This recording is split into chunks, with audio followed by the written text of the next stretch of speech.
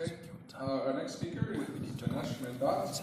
He's a parent educator and stem cell enthusiast. He works for LifeCell International, Private Limited. It's India's first and largest adult cord blood stem cell bank. And he's currently associate as the head of knowledge management. And Dinesh specializes in educating medical professionals about the importance of saving cord blood. Welcome. Thank you so much. Good afternoon, everyone. Before I begin my formal presentation, I would like to thank the entire organizing committee of the 5th Annual International Perinatal Stem Society, and especially Mr. Kyle and Dr. Francis for inviting us and giving us this opportunity. My name is Vinesh Mandal, and I'm the head of the Learning and Development at LifeCell International Private Limited, India's largest umbilical cord stem cell bank. LifeCell has been pioneering innovations as a premier biotech company in the country for the last 14 years. And recently, we have started our newest division called the Biologics. And today, I'm going to present our very first product of this division called the AmchoPlast. It's a sterile, dehydrated, human amnion chorion tissue allograft. The key learning objectives of my talk today is to apprise all of you about the tremendous burden of diabetic foot ulcers in India, the high-tech manufacturing capabilities at a production site, the preliminary scientific and case studies that are hinting towards the effectiveness of this AmchoPlast. And finally, we at LifeCell, we believe that such products, especially in a country like India, could in the long run help minimize the medical cost and the hospitalization cost, thereby improving the quality of life of the patients. As we all know, that diabetic foot ulcers are a combination of a lot of factors like trauma, loss of sensation in the foot, poor blood circulation, the extent of diabetes. Despite medical advancements, it has been seen that the lower extremity amputations in diabetic patients, especially after getting the diabetic foot ulcers, increases almost to 8 folds compared to non-diabetic patients. One very interesting study around 11 years back published in JAMA showed that the deaths due to diabetic foot ulcers or diabetes-related amputations are equivalent or exceed that due to prostate cancer, breast cancers, and Hodgkin's lymphoma combined. Now that's a serious problem. Many consider India as the diabetic capital of the world. The recent numbers suggest that we have more than 70 million diabetic patients in the country, out of which 25% develop the DFUs, and out of these 50% become infected and they require hospitalization, and eventually almost 20% have to undergo amputation. An Indian gets diabetes close to 10 years earlier than their Western counterparts. And the current estimates suggest that by 2025, India would have almost double, that's close to around 140 million diabetic patients. Annually, in my country, almost 80% of all the non-traumatic ulcers, amputations that happen are attributed to the DFUs. India actually, and this may surprise many of you all, but India actually is one of the most expensive country when it comes to managing DFUs. One study showed recently that an average patient's 5.7 years income is spent just to take care of the entire therapy of DFUs.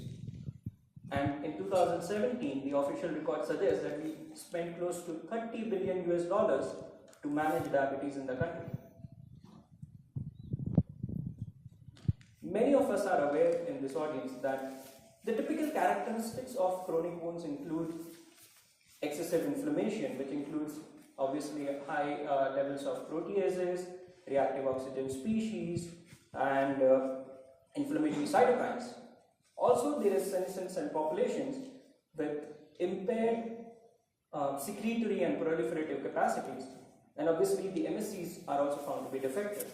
Now, understanding the underlying mechanism, what I feel at the molecular and the physiological levels, one can appreciate the fact that there is something which is critically going wrong and modify these wounds to shift them towards an acute wound healing phase or an acute wound per se. And in this regard, not too surprised to most of the people in this audience that amniotic membranes have been used since the early 1900s in various types of wounds, ophthalmology and surgical procedures. And in my country, amniotic membranes have been used traditionally as fresh amniotic membranes, as Dr. Niranjan also just spoke about. However, we all appreciate and understand the safety, logistics, and the possibility of resources to make these available to the patients. And hence, a product like AmchoPlast could really play an effective role to assist clinicians who are taking care of these patients with wounds. So what is AmchoPlast? It's a sterile, dehydrated, minimally processed human amnion chorion tissue allograft, which acts as a wound covering agent, and with this it helps to modulate inflammation, possibly reduce scar tissue formation, and also enhance the healing. AmchoPlast actually is a cocktail of a lot of stuff: extracellular matrix proteins, growth factors, cytokines, and a lot of other proteins which are involved in the wound healing mechanism. Currently, we postulate that this could be used for non-healing wounds that arise due to DFU, venous leg ulcers, burns, post-operative procedures, peripheral arterial diseases, etc. Now, most of you all are aware of this, but just to keep just to reiterate, the human amniotic membrane is obviously derived from the amniotic sac and is comprised of two distinct layers, the amnion and the chorion. The amnion layer typically contains the epithelial monolayer, then you have the thick basement membrane, and you have the avascular stroma, which consists of the compact layer, the fibroblast layer, the spongy layer, the cellular layer, and the reticular layer. The chorion layer obviously consists of the pseudo-basement membrane and the trophoblast. Now, how do we procure these tissues? How do we process? That's the most interesting aspect. So, we begin this entire division close to around 6 months back, and all the data, all the studies that I'm going to share with you all are very preliminary in nature. Obviously, we understand that there is a lot of things to be done. So yes, AmchoPlast is basically processed using our proprietary technology, which we call as AgNS. It's a Greek terminology which means pure, which retains the native bioactivity of these membranes while they are preserved in a dehydrated form. Now, freshly derived membranes are removed en bloc from the placenta, from the healthy donor, preferably for delivering C-sections, and then these obviously we take the informed consent of the donor and also the health history. These tissues are then directly transported to a centralized facility, which is based in Chennai, and we ensure that we do this within 48 hours of collection. A detailed health history questionnaire is filled, and the donor's blood sample that was taken at the time of collection of the sample is now subjected to a series of infectious diseases, which are mentioned in blue, to screen the donor's blood sample. And our laboratories are CAP accredited, College of American Pathologists, and NAPL. And all these efforts are basically put to ensure that there is added safety to the patient. Now, these the amniotic membrane, the blood clots which are there on the membrane are removed very gently, and then they are dehydrated under controlled drying conditions. Now, once this is established, we do a embossment. It's basically an orientation embossment. We write LC. This is embossed on the amnion side, and we also to ensure that the unwanted fluids, the exudates, are like the exudation of these unwanted fluids is basically managed through holes which are generally around 0.5 to 2 millimeters. And finally, these dried tissues are vacuum packed in a double layered package, and they are terminally sterilized using gamma radiation. We've also done studies to check if there were any microbial contamination or any sterility issues, benchmarking to the requirements of the US Pharmacopoeia 71 standards, and we found that these tissues were completely sterile and there was no microbial growth. And comparing to a lot of data available, we postulate that, or we believe that this product could be stored at ambient temperatures for up to 5 years. Now, talking about the quality standards, our laboratory based in Chennai, in the southern part of India, we are in compliance to the good manufacturing practices, the GFPs, the GCPs. We are an AABB accredited laboratory. We also align ourselves to the AATB requirements. NOTO is an Indian licensing body. It's called the National Organ and Tissue Transplantation Organization. And we are also trying to benchmark the requirements set by the US Pharmacopoeia monograph. Having said that, yes, these are further tests that we have attempted to do on the tissue allograft, just to ensure that the product is really dehydrated, it has the tensile strength in it, it is sterile, and also to check the protein content of the cell. The histological and the immunohistochemical staining studies reveal that the integrity of the various layers of the amnion and chorion were intact when we compare this with the native tissues. Important tests like the collagen type 4 tests were performed to give that confidence that the source of this entire tissue is actually human. And we also performed the presence of hyaluronic acid, which we all know plays an important role in anti-inflammation and anti-scarring properties. A very detailed certificate of analysis is prepared and is made available in every product. I'll take a pause here, and I would like to mention this point that, to the best of our knowledge, this is one of the first kind of products. And yes, we've learned a lot from the companies here in the US, and we completely know that their standards, and they've been doing this for a long period of time. And having started only close to less than a year back, we are trying to benchmark to the best possible international standards for added safety to the patients. Currently, AmchoPlast is available in different sizes. We have 3x3, we have 5x5, we have 6x8 and 6x12. Obviously, our next goal is to start focusing on larger tissue allografts to especially take care of burn patients, and in the long run, also particulate formations.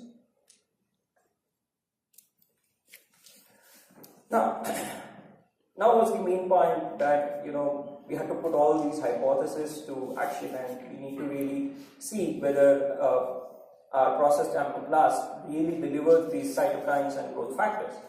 So what we did is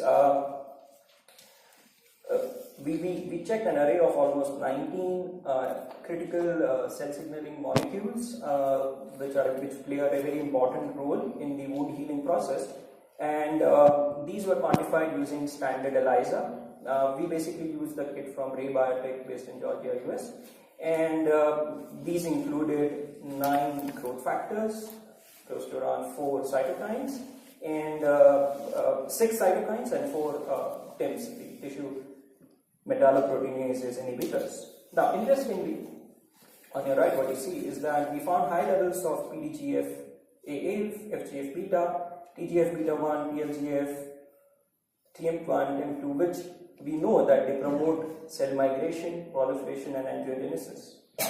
But interestingly, we also are happy to know that the pro-inflammatory cytokines like interleukin-8 and interleukin-4 were found in lesser levels because these delay the wound healing process, especially in chronic wounds. Now, we also set up some in vitro models, basically because it was important to test the hypothesis that when AmchoPlast will be implanted on a clinically relevant wound, does it really have the ability to kind of influence the cellular responses which would help treat the wounds. So the cells of interest here, as you can see, were the human keratinocytes, the dermal fibroblasts, and the umbilical cord mesenchymal stem cells. The experiment, basically what we did is we seeded the cells at close to around 3,000 cells per square centimeter, along with the medium which contained the elutes of AmchoPlast, and along with that we did this on a 96 well plate with the medium amnion and with 5% platelet lysate, and we then incubated it for 24 hours at close to 37 degrees centigrade. So the results were, and obviously we performed this using the analysis was done using the BRDU cell proliferation assay. So we found that all these three cell lines that we were talking about, all these three cells, there was increased proliferation or quantity of these cells, which hinted to the fact that AmchoPlast is able to release certain growth factors, which are, kind of helping in increasing the quantity or proliferation of these cells, and increased proliferation of these cells in turn helps in faster wound healing. We also tested the macrophage cells using the raw 264.7 cell line, and what we found was that AmchoPlast was able to suppress the proliferation of macrophages, which is very much important to reduce the inflammation. The chemoattracting properties of AmchoPlast basically was tested using the human umbilical cord mesenchymal stem cells, and we were able to we found that AmchoPlast is able to recruit these cells and help in the wound closure. And we also did the angiogenesis assays, in which we used the human umbilical cord vein endothelial cells, and again the results found that this tissue allograft has the ability to support the formation of new blood vessels. And so these initial tests and assays gave us a lot of confidence that the tissue is not only sterile but it's also working in vitro. So to conclude, we found that AmchoPlast has actually a multi-pronged effect in terms of it's supporting the cell proliferation, able to recruit the cells, promote angiogenesis, which is very critical, at the same time discourage the macrophage proliferations and exhibit the antibacterial properties. And then finally, with all these lab studies, it was the acid test where you go give these products first of all to the clinicians, and as I said, clinicians have been used. Most of the podiatrists, plastic surgeons, vascular surgeons in the country, they've all used amniotic membranes sometime or the other during their graduation days, but no one would have used this kind of a product. So obviously we went, we explained, and tried to do some sampling across the country. So I'm going to share 3 case studies here. The first case study was for a 54-year-old female who had uncontrolled diabetes, and she obviously had a reported non-healing DFU for more than 4 months. As you can see, the most worrying factor for this patient was she had to travel every 3rd day to the hospital, and this was a big financial burden for her, especially because she did not have any family member. So the wound size at the day 0 was close to around 2.2 centimeters by 1.5 centimeter, and then AmchoPlast was applied, and it was a weekly application. And what we observed is that by the 3rd or 4th week, almost 90% of the wound was healed, and by the 5th week, the wound was completely closed.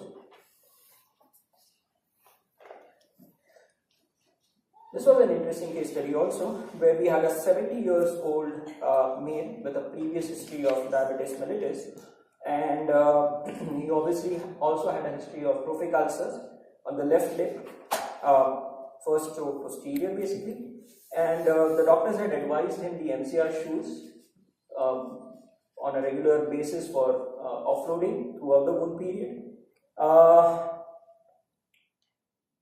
Everything was tried, nothing could work, so the doctor wanted to try the AmchoPlast. So the wound size on day 0 was close to 1.5 by 1 centimeter, and by the second application itself, we saw that the wound is reducing in size to close to 50%. By the third week itself, the wound just narrowed down to close to a pin-sized wound, and by the fourth application, as you can see here, the wound was completely closed. Yes. In this case, we had a 57-year-old male with a previous history of diabetes mellitus DFU. This was a little brutal than the other two because the patient had to undergo amputation of all the toes. Though the doctors have tried the flap reconstruction, but it did not adhere, and the ulcers reoccurred. The doctors initially tried the PDGF and collagen powder, but even after 4 weeks there was no substantial improvement, and that's when we motivated the clinician to try AmchoPlast because nothing else was working. And on day 0, the size was close to around 2 by 2 centimeter. And the results are in front of you. This was again a weekly application, and by the fifth application, we found a complete closure of the wound. So a quick description about our organization. LifeCell, as I said, is India's first and largest private stem cell bank. 2 years back, we brought a very innovative and revolutionary banking model called the community cord blood banking model. This is quite different in the private and public, and it's a more sustainable version of a public bank, is what I can say. If I put together my cord blood and cord tissue units put together, we have close to around 5 lakh plus units, which makes us the world's third largest stem cell bank. But since umbilical cord tissues are not preserved as we speak today in the country, the government does not allow umbilical cord tissue preservation. We just mentioned the cord blood units here. But earlier we used to do the cord tissue preservation also. Our second division is the Diagnostics, which involves into giving cutting-edge technologies of prenatal screening, newborn screening, genetic testing, genetic counseling, whole genome sequencing, exome sequencing, and a lot of the stuff that we've been doing in India. And as I said, the newest division, I just discussed about our first product, but in the long run, we also envision to create a master MSC bank with a vision to provide off-the-shelf mesenchymal stem cells. Probably we have the capabilities to, create cord blood expansion technologies. So yeah, a lot of stuff, interesting stuff, and innovations that are happening back there in the country. So yes, I would conclude by just giving you the take-home message that AmchoPlast is a sterile, dehydrated human amnion chorion tissue allograft. We've taken the best efforts to create this product as per the guidelines of the quality standards of the CGMP, CGLP, the US Pharmacopoeia monograph, to ensure that the patient safety is kept at the forefront. It's obviously, it acts as a wound covering agent, which helps to reduce the scar tissue formation. It helps modulating inflammation, and it also obviously, as we've seen, it enhances healing. Having said that, obviously we understand and appreciate the fact that this is just a beginning, and there is a lot of data that has to be collected, there's a lot of more sampling that has to be done, and the current clinical efforts that are going on in our laboratory, coupled with multi-center randomized controlled trials, would further establish the credibility of this product and possibly help to reduce the financial burdens that patients have back there in the country. And yes, I'm just a lucky representative here to talk about all the hard work that has gone. It's just one small photograph. Not everyone involved into this division is seen in this image, but it's a proud moment to launch one of the more first like LifeCell has always been doing. And yes, we are very happy to launch this new division, and it's an exciting field of science. And the last few days, I personally have learned so much from each one of you all, and really thank you for sharing all the knowledge. I go back with a lot of learnings and I share with my colleagues to ensure that this entire new perinatal tissue derived therapeutic products really become a big thing in the coming future. Thank you so much. Thank you, Ganesh. If there's any questions, we have a few minutes.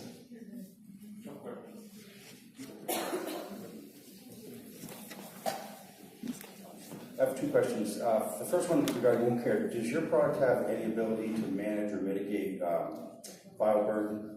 Sorry? The bioburden bacterial? And do you have a protocol for preparing the tissue prior to? No, not really at this point of time. Does it have any antimicrobial properties? Yes, it does. 2-inch biofilm, that's where.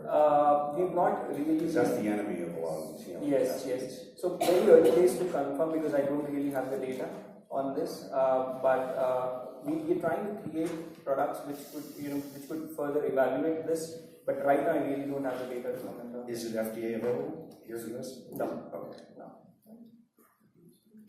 Okay, I think we'll move on. Okay, thank you so much.